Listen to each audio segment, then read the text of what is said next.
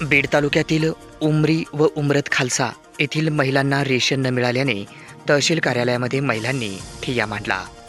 यावेळी आज सोमवार दिनांक 10 फेब्रुवारी रोजी दुपारी 2 वाजता महिला आक्रमक झाल्या होत्या।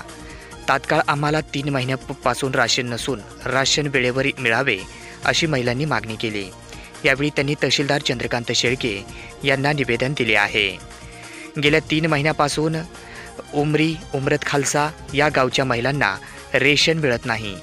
वेळोवेळी त्यांच्याकडून अंगठे घेतले जातात, मात्र त्यांना रेशन दिलं जात नाही असा गंभीर आरोप येथील महिलांनी या ठिकाणच्या रेशन दुकानदारावर केला आहे। यावेळी शेकडोंच्या संख्येने महिलांच्या उपस्थितीत या महिलांनी तहसीलदार चंद्रकांत शेळके यांना निवेदन दिले आहे। यावेळी महिला आक्रमक होताना पाहायला मिळाल्या।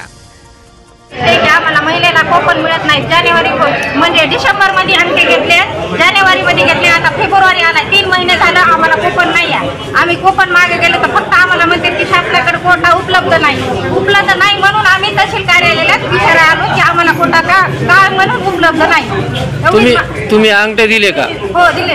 किती महिन्याचे अंगठे दिले? 2 महिन्याचे। 2 महिन्याचे अंगठे डिसेंबर 2 महिन्याचे दिले। माल भेटला का? नाही भेटला म्हणून चालत नाही। सरासरी किती महिने झाले? 3रा महिना आहे। तिसरा 3 महिन्यापासून धान्यच नाही, धान्य नाही, मात्र अंगठे घेतात।